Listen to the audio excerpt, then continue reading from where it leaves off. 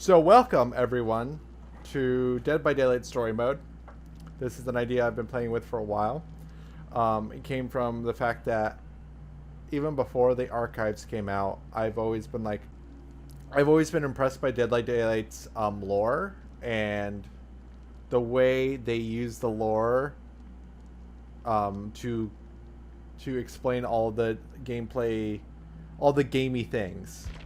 Um, the Ludo narrative, not dissonance, the opposite word, synergy. The way the story and the gameplay all wrap up, like everything is synergistic, to the point where like survivor mains and killer mains interact with one another in the real world in a way that would make sense for survivors and killers to interact in game. Like survivors would eventually just get sassy. They would eventually get like sick of this shit. They would become dull to the like scariness, because when you start to play this game, it's very scary. We got some daily rituals. We'll get to those in a second. So like the narrative of the game bled out into the real world based on, and that's how well it was designed.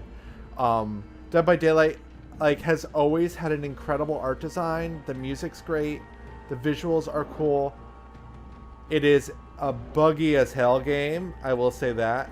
To the point where like I stop playing every once in a while because it is so buggy. I just get so frustrated. And also PlayStation, not PlayStation, behavior, they can be kind of icky. They treat this game like it's a free-to-play when it's not. You pay $20 up front, and then you have to keep shelling out $7 every 3 months to keep up with the game, to keep up with the meta. Like, plus, outfits are like $20 each. And there's a currency that you have to use. You can't just buy it with money. And they're always like trying to advertise costumes.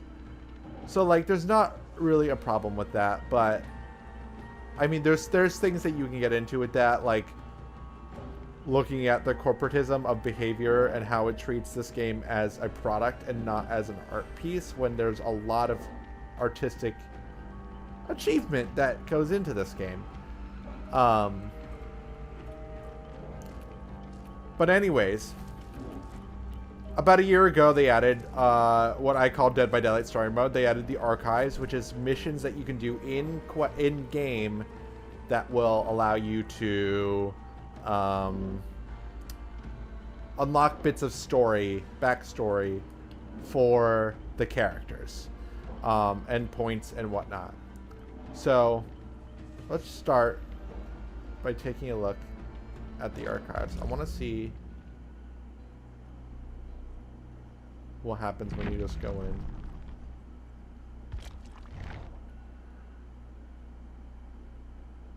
Okay, so this is more tutorial. There's no lore here. I want to go back to the compendium. So there's nothing here. Okay.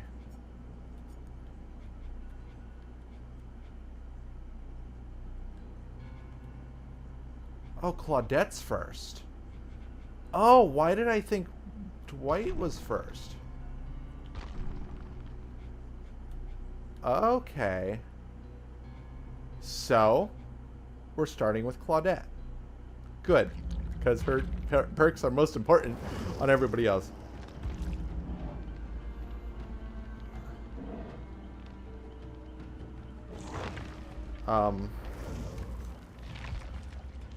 So we're starting with tutorials. In Dead by Daylight, there are 2 distinct roles to play and multiple characters in each role.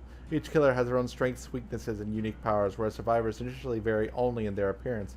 However, every killer and survivor has 3 unique perks to unlock the blood web, which can eventually be taught to other characters. Every character comes with its own particular skill set, progression path, loadout, and customization options to fit your playstyle. feel free to experiment. So basically, that's how each character has their own leveling up. So we're going to start with Claudette. So, before I get into the lore, we're playing with a set of rules. This is a fresh account. I created a new account for this file, for this game. And I wanted to create, the whole idea of impetus behind this was look at, how do you look at Dead by Daylight from a strictly, from its a game writing perspective.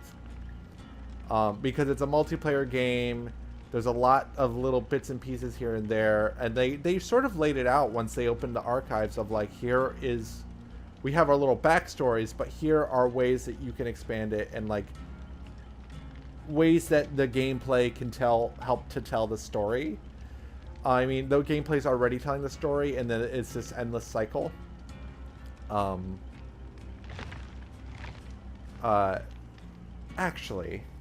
Actually, where is... Let's start with... I feel like there is...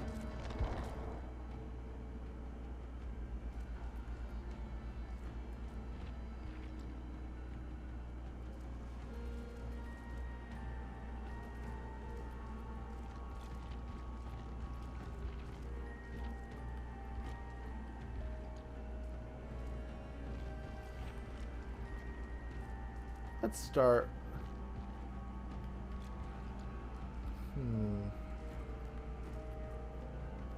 Alright.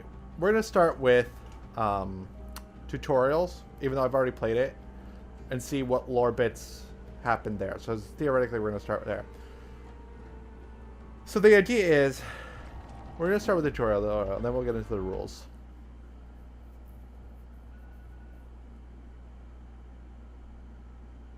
Because there's stuff that I know about the backstory of the game that I know gets revealed somehow before we start diving into a specific character.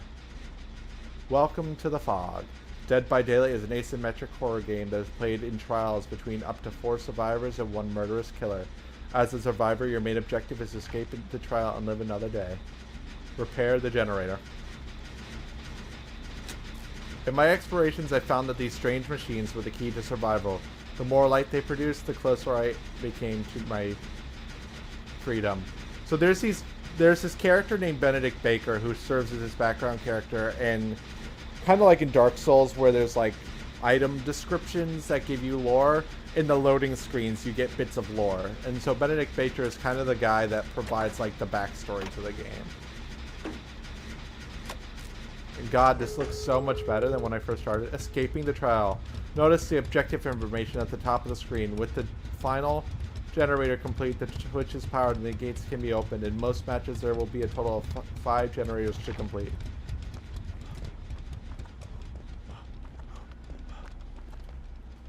It seems that to me that repairing these generators was the only way to power the switch box. What would happen if I were to activate it?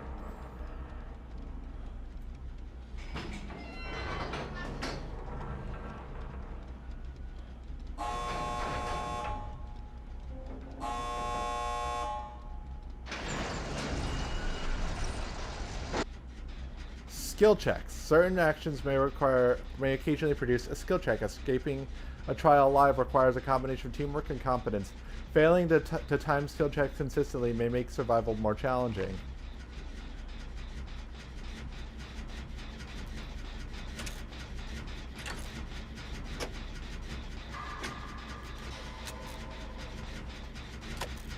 The entity worked to keep me on my toes, or at least keep me distracted. Either way, I was given the opportunity to avoid disaster. Indeed, if my timing was precise, I found that my actions were much more effective. Like that.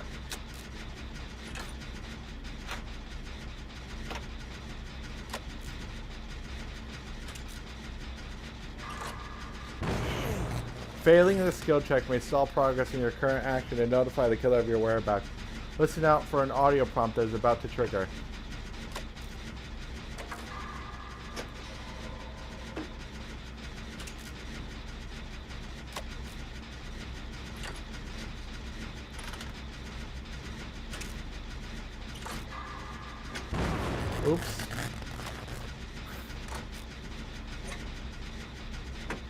I have to say, this is just the tutorial, but the game's running a lot smoothly. Also, I've been playing on PC, trying to like get ready for the PC, get it ready for this, but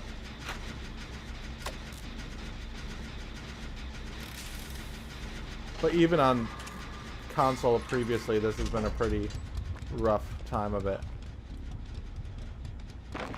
The killer. Your survival in the trial may be hindered by a murderous killer whose only goal is to sacrifice as many survivors as possible. Use every resource available to avoid being in the presence of the killer. Listen out for the terror radius or heartbeat. It may help you to recognize when the killer is nearby. Oh, they're fucking with this. Again, my senses have proven to be the keys to my survival. If my heartbeat rings... Oh, I missed that.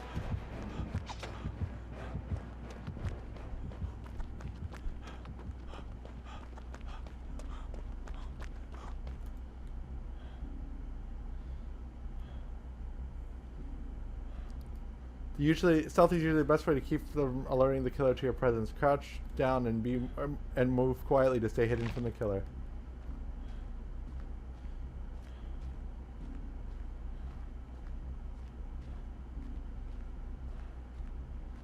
How do you...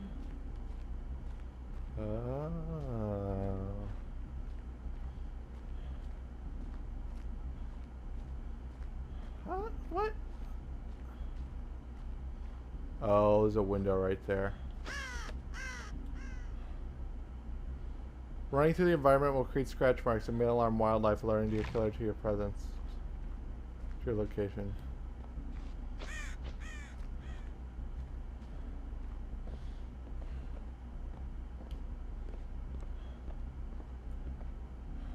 The stairs lead to the basement. It may be possible to find tools that are crucial for survival down there.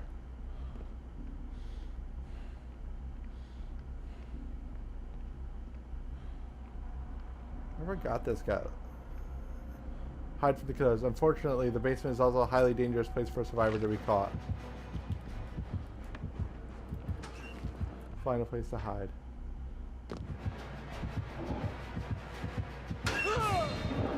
I shall not disturb, for my life is not yet forfeit.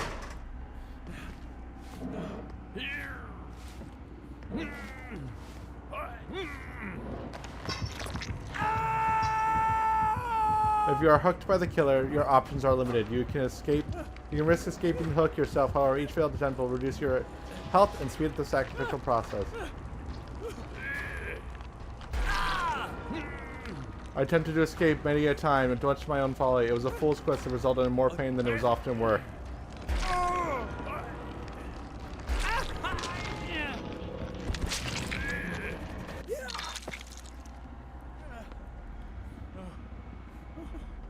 Injured health state. Survivors make more noise and leave patches of blood that the killer can follow to uncover your location. While injured, you are also much more vulnerable to the killer's attacks. One more hit will put you into a dying state.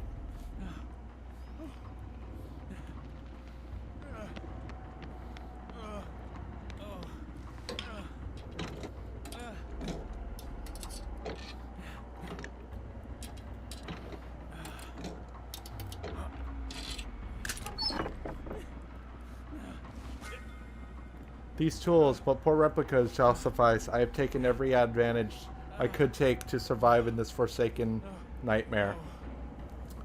And then...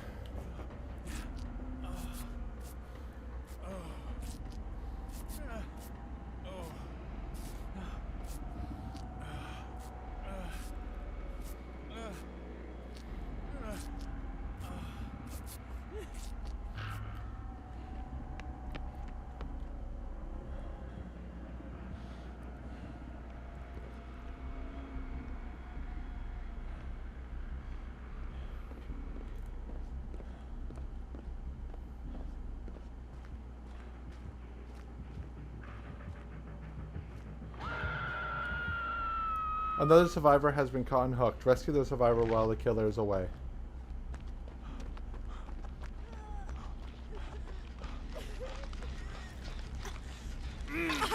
Healing others. The survivors no longer in immediate danger. They are injured, help require attention. Survivors may heal each other without the use of special items. However, first aid kits can help speed up the process.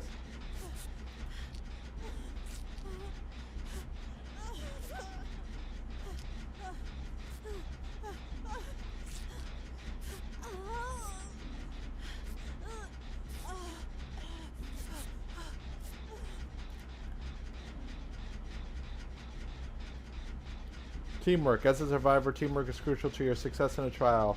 Working with others helps speed up a generator repairs and healing wounded teammates.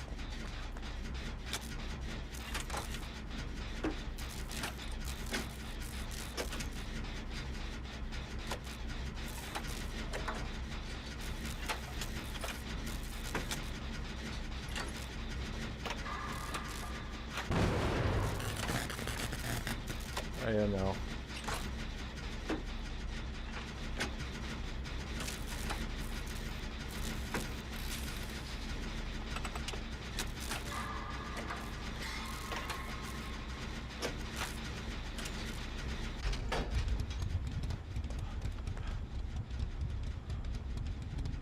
Notice the objective information at the top of the screen.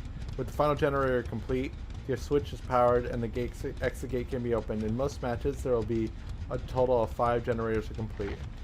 The hatch. Additionally, a hatch has appeared somewhere in the environment. Hatch will only open when there only one survivor remains in the trial. I've stood at these gates many times before with the same sobering thought, what will await me on the other side?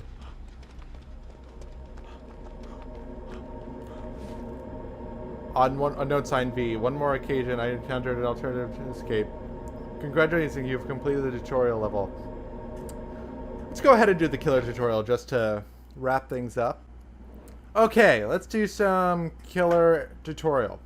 Dead by Daylight is an asymmetric horror game that's played in trial between up to 4 survivors and 1 murderous killer. As a killer, your objective is to attack down and attack as many survivors.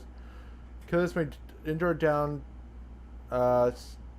survivors with a well-timed blow from their primary weapons. Try not to miss, and as it may give them a brief moment they need to escape from your grasp. What you doing, Meg? The voice, I missed that one.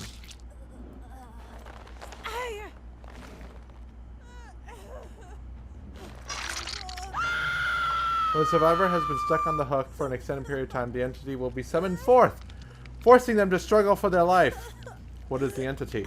They haven't told us that yet.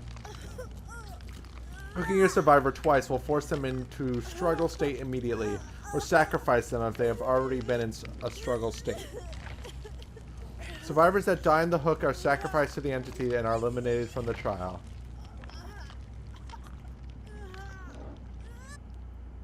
Injured health state. Normally, survivors can only withstand 2 successful strikes. First one injuring them, then the second one downing them into their dying state. Once they are down, they can be picked up and carried to a hook, but be careful, they will often wiggle from your grasp. Lunge attack gives you a slightly longer reach to take down a survivor from a short distance. Hold down the attack button to lunge.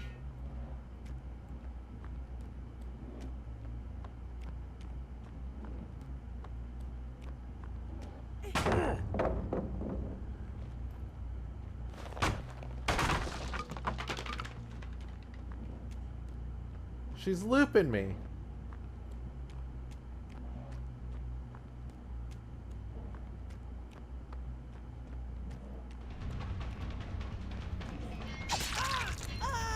Killers have several means of tracking and locating survivors. Look out for the scratch marks that survivors leave when they run. Injured and dying survivors also produce noises of pain and anguish and leave a trail of blood that may lead you directly to their location. The meat, it bleeds. Oh, so that's the voice of the entity. Where'd she go?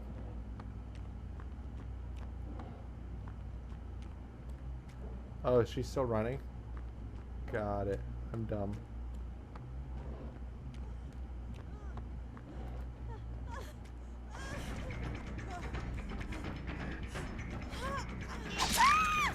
Ooh, nice blood effects. Wiggle, little worm, wiggle.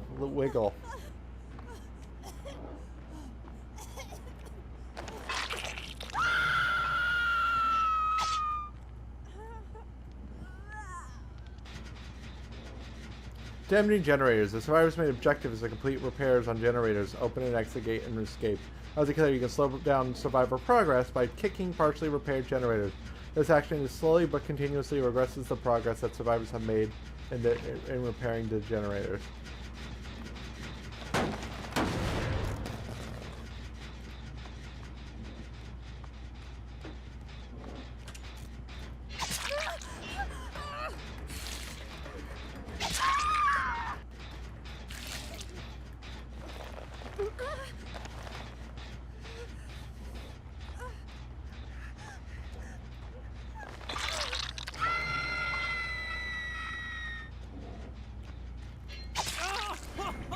Oh my god, he's hiding in the locker, like...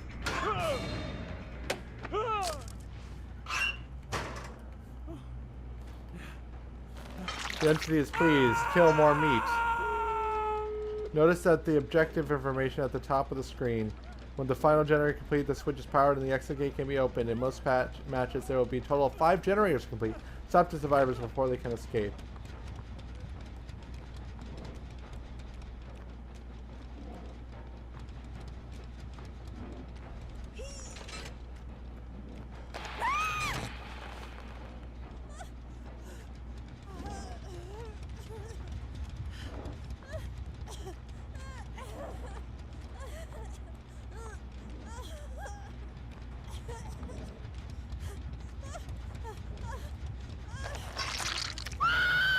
Killer powers. Every killer has their own individual powers to learn and master. Each killer has a different way to track and kill their prey. Try them all and experiment with different combinations of perks and add-ons.